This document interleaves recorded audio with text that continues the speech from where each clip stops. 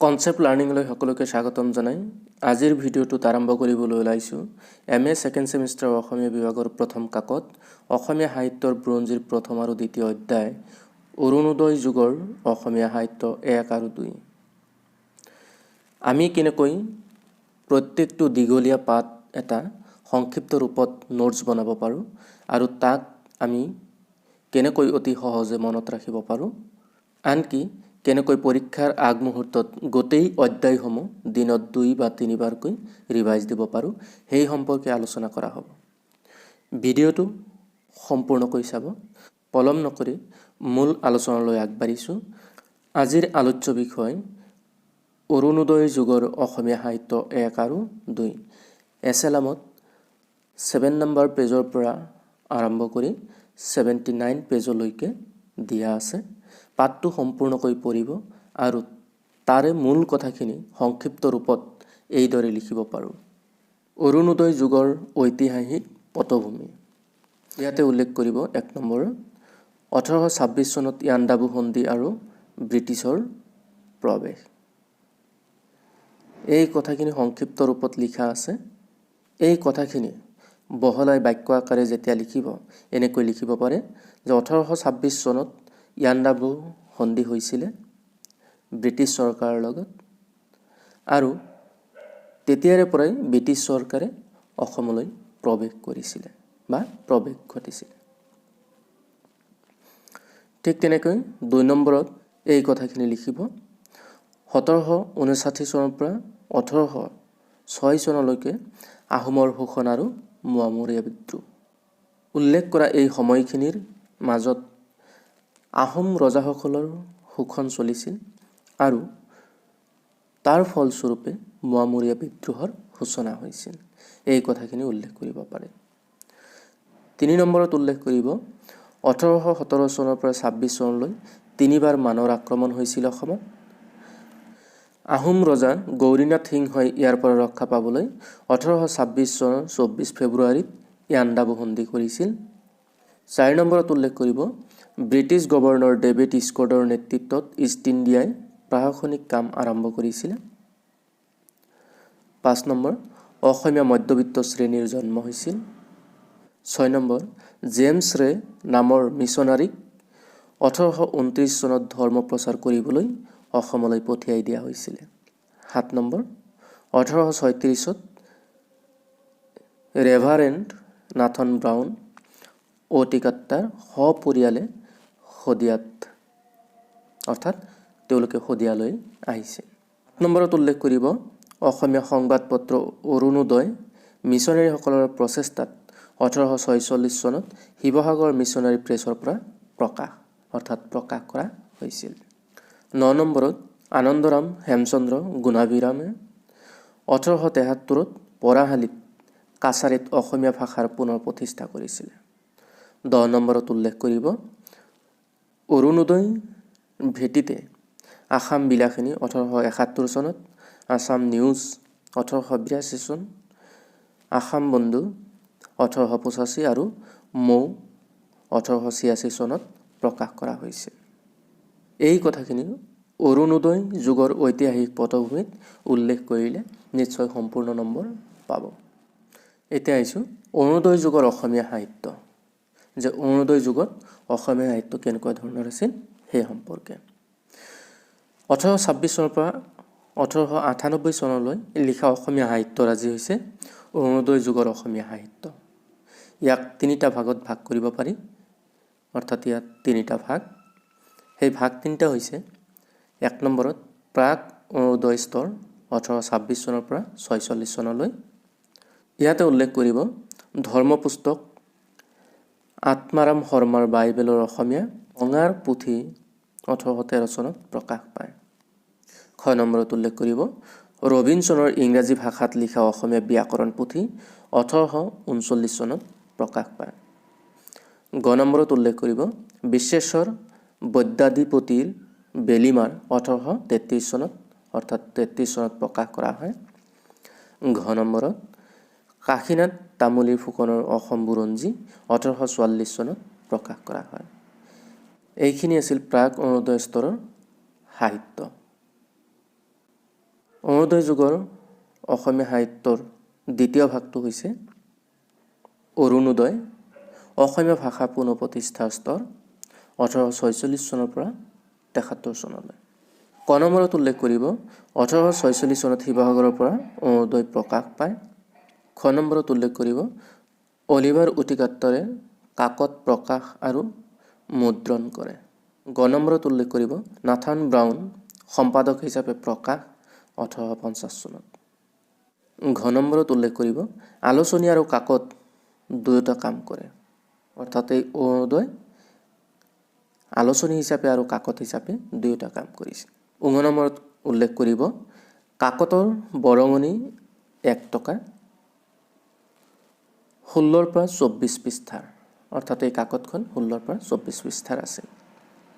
চ নম্বৰত উল্লেখ কৰিব সৰল আৰু কথিত ভাষাৰ ওচৰ চপা।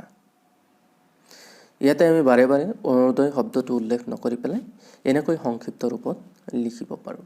6 নম্বৰত উল্লেখ কৰিব জ্যোতিক্ষ সমান খজ্জকাৰিক্ষ তালিব্য হ মদিনা খ দন্ত্য হ সমান দন্ত্য হ অন্তস্তজ বৰ্কাৰ্য হিচাপে লিখা হয়। ঝ সমান জ চ ছ আৰু জৈনজ্ঞ সমান গজ্জকাৰিজ্ঞ দত্ৰিকেৰে দ্ৰি সমান ৰি হিচাপে ব্যৱহাৰ কৰা হয়। জ নম্বৰত উল্লেখ কৰিব অৰুণোদয় যুগৰ লেখকসকল নাথান ব্ৰাউন, এলিজা ব্ৰাউন, একে গাৰ্ণী, শ্ৰীমতী গাৰ্ণী, আনন্দৰাম। আৰু আনন্দৰামে লিখি উলিয়াইছিল ইংৰাজী অসমীয়া আৰু অসমীয়া ইংৰাজী। আন এটি ভাগ হৈছে আধুনিক অসমীয়া ভাষা সাহিত্য প্ৰতিষ্ঠাৰ স্তৰ 1873 চনৰ পৰা 1888 চনলৈ। ইয়াতে উল্লেখ কৰিব পঢ়াশালী কাছাৰীত পুনৰ অসমীয়া ভাষাৰ প্ৰচলন 1873 চনত আৰম্ভ হয়।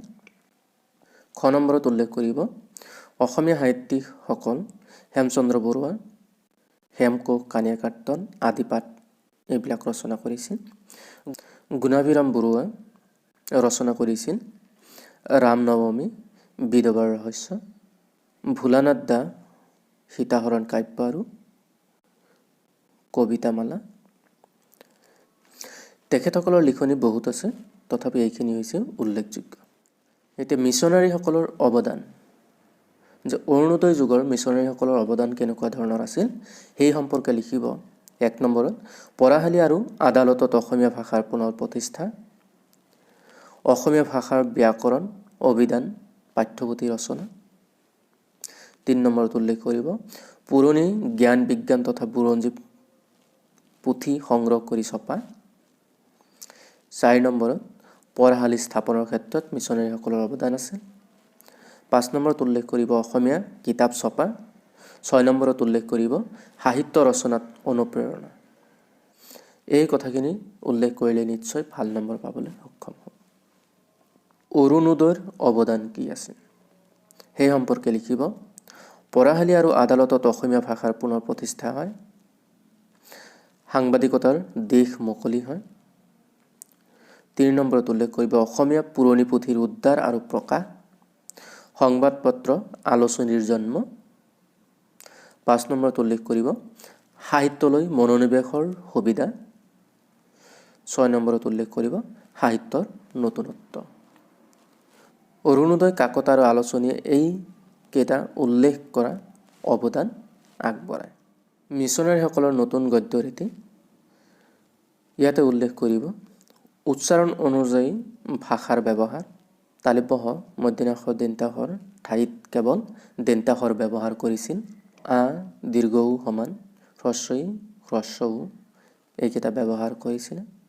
4 নম্বৰত উল্লেখ কৰিব উচ্চাৰণৰ ক্ষেত্ৰত পাৰ্থক্য নাই, যেনে ছ আৰু চ মূৰ্ধন্য ন সমান দন্ত্যান্ন, জ্যোতিক্ষ আৰু খজ্জকাৰিক্ষ য় আৰু হ্ৰস্ব ই এইবিলাকৰ মাজত কোনো ধৰণৰ পাৰ্থক্য নাৰাখি একেধৰণেই ব্যৱহাৰ কৰিছিল।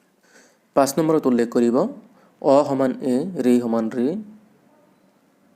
উ সমান অ, অব্য সমান ও, মদিনা খ সমান খ হিচাপে মিছনাৰীসকলে গদ্যত ব্যৱহাৰ কৰিছিল। অৰ্থাৎ অৰ ঠাইত এই ব্যৱহাৰ কৰিছিল, ৰিৰ ঠাইত ৰত হস্যইকাৰ ব্যৱহাৰ কৰিছিল, উৰ ঠাইত অ ব্যৱহাৰ কৰিছিল, অব্যৰ ঠাইত ও, মদিনাখৰ ঠাইত খ ব্যৱহাৰ কৰিছিলে। 6 নম্বৰত উল্লেখ কৰিব অসমীয়া পাঠ অসম ভাষা অৰ্থাৎ কথিত ভাষাৰ ওচৰ চপা আছিল। অৰ্থাৎ অসমীয়া শব্দটো এইদৰে লিখিছিলে নাইবা অসমত অসম হিচাপে ব্যৱহাৰ কৰিছিল। অৰুণোদয় ৰচনাত 3টা ৰীতি ব্যৱহাৰ কৰিছিল। 1 নম্বৰত পুৰণি অসমীয়া ৰীতি, 2 নম্বৰত যদুৰাম ব্ৰাউনৰ ৰীতি আৰু 3 নম্বৰত নব্য ৰীতি। অৰুণোদয় যুগৰ অনা অসমীয়া খ্ৰীষ্টিয়ান লেখকসকল। তাৰে ভিতৰত 1 নম্বৰত নাথান ব্ৰাউনৰ কথা লিখিব পাৰে। তেখেতৰ জন্ম হৈছিল 22 জুন 1807 চনত আমেৰিকা যুক্তৰাষ্ট্ৰত। অসমলৈ আহে 1836 চনত। অলিভাৰ অতি কাট্টাৰ আৰু সপৰিয়ালে। অৰ্থাৎ নাথান ব্ৰাউন, অলিভাৰ অতি কাট্টাৰেও সপৰিয়ালে অসমলৈ আহিছিল। অৰুণোদয়ৰ সম্পাদক, ইয়াতে অৰুণোদয়ৰ সম্পাদক অৰ্থাৎ নাথান ব্ৰাউন অৰুণোদয়ৰ সম্পাদক আছে। সেই কথাটো ক'বলৈ সংক্ষিপ্ত ৰূপত অৰুণোদয়ৰ সম্পাদক হিচাপে উল্লেখ কৰা হৈছে। অসমীয়া ভাষাত সৰু সৰু পুস্তিকা প্ৰণয়ন আৰু প্ৰকাশ। অসমীয়া ভাষাৰ ব্যাকৰণ ৰচনা 1848 চনত। Grammatical notice of the Assamese language ৰচনা কৰিছিল। নাথান ব্ৰাউনৰ মৃত্যু হৈছিল 1886 চনত। এইদৰে সংক্ষিপ্ত ৰূপত লিখি পেলাই মনত ৰাখিলে নিশ্চয় নাথান ব্ৰাউনৰ ওপৰত লিখিবলৈ সক্ষম। 2 নম্বৰত উল্লেখ কৰিব এলিজা ব্ৰাউন, নাথান ব্ৰাউনৰ পত্নী। 1836 চনত অসমলৈ আহে। সাধুকথাৰ পুথি, গণনাৰ পুথি, ভূগোলৰ বিৱৰণ আদিৰ পুথি ৰচনা কৰিছিল। 3 নম্বৰত উল্লেখ কৰিব অলিভাৰ অতি কাট্টা। তেখেত 1836 চনত নাথান ব্ৰাউনৰ লগত অসমলৈ আহে। আমি নাথান ব্ৰাউনৰ তাতে উল্লেখ কৰিছোঁৱেই। অৰুণোদয়ৰ প্ৰকাশ আৰু মুদ্ৰকৰ দায়িত্ব পালন কৰিছিল। 4 নম্বৰত উল্লেখ কৰিব ডক্টৰ মাইলছ ব্ৰন্স। তেখেতৰ জন্ম 1812 চনত নিউয়ৰ্কত, নৰৱেত। 24 বছৰ বয়সত খ্ৰীষ্টীয় ধৰ্ম প্ৰচাৰৰ উদ্দেশ্যে অসমত প্ৰৱেশ 1836 চনত। অসমতে দ্বিতীয় পত্নী, ভনীয়েক ৰ'ডা, জীয়ৰী মেমেৰিয়া মৃত্যু হৈছিল। প্ৰথম অসমীয়া ইংৰাজী অভিধান ৰচনা 1866 চনত। তেখেতৰ মৃত্যু হৈছিল 10 নৱেম্বৰ 1883 চনত আমেৰিকাৰ মিচিগানত। এই কথাখিনি সংক্ষিপ্ত ৰূপত মনত ৰাখিলে নিশ্চয় ডক্টৰ মাইলছ ব্ৰন্সৰ বিষয়ে লিখিবলৈ সক্ষম হ'ব। 5 নম্বৰত উল্লেখ কৰিব একে গাৰ্ণী, জন্ম 1845 চন। অৰ্থাৎ একে গাৰ্ণীৰ জন্ম হয় 1845 চনত। অসমলৈ আহে 1874 চনত ধৰ্মযাজক পদৰ দায়িত্ব লৈ। 1907 চনলৈ খ্ৰীষ্টিয়ান ধৰ্ম প্ৰচাৰ আৰু প্ৰসাৰৰ কাম কৰে। তেখেতৰ ৰচনাৰাজি আছিল ৰুথ আৰু জোচেফৰ কাহিনী, কানি বেহেৰুৱাৰ কথা, এলোকেচি বেশ্যাৰ কথা, কামিনীকান্তৰ চৰিত্ৰ ইত্যাদি। 6 নম্বৰত উল্লেখ কৰিব শ্ৰীমতী গাৰ্ণী অৰ্থাৎ একে গাৰ্ণীৰ পত্নী। তেখেতৰ পুথিসমূহ আছিল এনেকুৱা ধৰণৰ ফুলমণি, কৰুণাৰ কাহিনী, বাংলা উপন্যাসৰ পৰা অসমীয়া অনুবাদ তেখেতে কৰিছিল। 7 নম্বৰত উল্লেখ কৰিব নিধিৰাম ফাৰুৱেল। প্ৰকৃত নাম নিধিৰাম কেওট। তেখেতৰ জন্ম হয় 1823 চনত তেজপুৰৰ কলংপুৰ মৌজাৰ সূতাৰগাঁৱত। ফ্ৰান্সৰ অধীনত খ্ৰীষ্ট ধৰ্ম শৰণ লৈ ফাৰুৱেল উপাধি গ্ৰহণ। তেখেতৰ মৃত্যু হৈছিল 24 জানুৱাৰীত 1873 চনত। তেখেতৰ ৰচনা কৰা পুথিখন আছিল books of Samuel, books of Kings. বহু কেইগৰাকী অনা অসমীয়া আৰু খ্ৰীষ্টান লেখকসকল আছে, কিন্তু তাৰে ভিতৰত এইকেইজন উল্লেখযোগ্য ব্যক্তি। এই ব্যক্তিসকলৰ কথা নিশ্চয়কৈ উল্লেখ কৰিব। এতিয়া আহিছোঁ অৰুণোদয় যুগৰ অসমীয়া বা অখ্ৰীষ্টিয়ান লেখকসকল। 1 নম্বৰত উল্লেখ কৰিব আনন্দৰাম ঢেকিয়াল ফুকন। তেখেতৰ জন্ম হৈছিল 1829 চনৰ গুৱাহাটীত। পিতৃৰ নাম হলিৰাম ঢেকিয়াল ফুকন। বিবাহ 1846 চনত, অৰ্থাৎ আনন্দৰাম ঢেকিয়াল ফুকনে বিবাহপাশত আবদ্ধ হৈছিল 1846 চন। মৃত্যু 1859, 29 বছৰ বয়সত। আনন্দৰাম ঢেকিয়াল ফুকনে দুখন অভিধান ৰচনা কৰিছিল, ইংৰাজী অসমীয়া, আন এখন অসমীয়া ইংৰাজী। 2 নম্বৰত উল্লেখ কৰিব হেমচন্দ্ৰ বৰুৱা। জন্ম 1857 শিৱসাগৰত। পিতৃৰ নাম মুক্তাৰাম বৰুৱা। 12 বছৰ বয়সত পিতৃৰ মৃত্যু। তেখেতৰ ৰচনাৰাজিসমূহ: অভিধান, হেমকোষ 1900 চনত। নাটক ৰচনা কৰিছিল কালীয়া কীৰ্তন 1861 চনত। ৰচনাধৰ্মী ৰচনা আছিল বাহিৰে ৰংচং ভিতৰে কোৱা বাতৰি। তেখেতৰ পুথিসমূহ আছিল এনেকুৱা ধৰণৰ: অসমীয়া ব্যাকৰণ, আদিপাঠ। তেখেত সম্পাদনা কৰিছিল আছাম নিউজ। হেমচন্দ্ৰ বৰুৱাৰ বিষয়ে এই সংক্ষিপ্ত কথাখিনি মনত ৰাখিলে লিখিবলৈ সক্ষম হ'ব। 3 নম্বৰত উল্লেখ কৰিব গুণাভিৰাম বৰুৱা। জন্ম 1837 চনত যোৰহাটত। কম বয়সতে পিতৃৰ বিয়োগত আনন্দৰাম ঢেকিয়াল ফুকনৰ তত্ত্বাৱধানত শিক্ষা গ্ৰহণ কৰে। বিবাহ: প্ৰথমা পত্নী ব্ৰজা সুন্দৰীৰ মৃত্যুত বিষ্ণুপ্ৰিয়া 1870 চনত বিয়া কৰায়। নাটক ৰচনা কৰিছিল ৰামনৱমী 1857 চনত, আৰু তেখেতে সম্পাদনা কৰিছিল আসাম বন্ধু 1885 চনত। 4 নম্বৰত উল্লেখ কৰিব ভোলানাথ দাস। ঘৰ নগাঁৱত।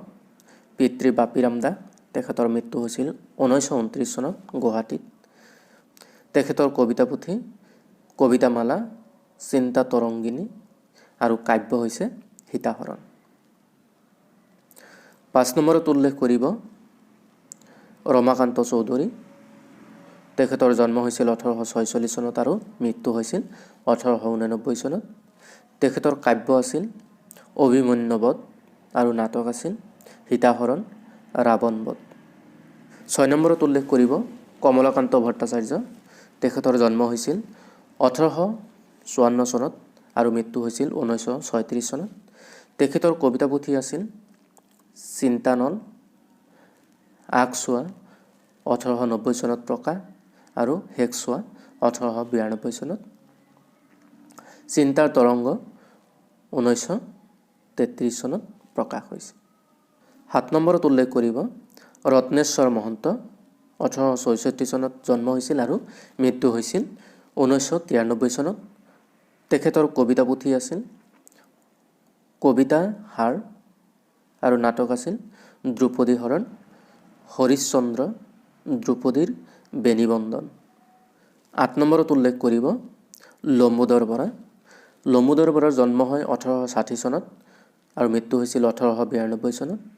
জন্ম তেজপুৰৰ গমীৰ অঞ্চল। তেখেতৰ পুথি আছিল ল'ৰাবোধ, জ্ঞানোদয়। হাস্যৰসাত্মক ব্যংগ ৰচনা আছিল কলাঘুম। 9 নম্বৰত উল্লেখ কৰিব বলি নাৰায়ণ বৰা। মৌ আলোচনী প্ৰকাশ কৰে। তেখেতৰ কবিতা পুথি আছিল অসমীয়া বাবু ডাঙৰীয়া।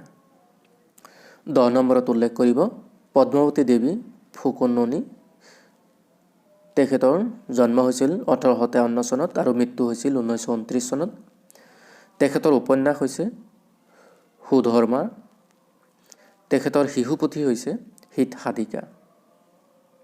এইদৰে সংক্ষিপ্ত ৰূপত নোটছ বনাই পঢ়িলে নিশ্চয় পৰীক্ষাৰ আগত গোটেই কিতাপটো দিনত 2-3 বাৰকৈ ৰিভাইজ দিবলৈ সক্ষম হ'ব আৰু পৰীক্ষাত ভাল ফলাফল দেখিবলৈ সক্ষম হ'ব।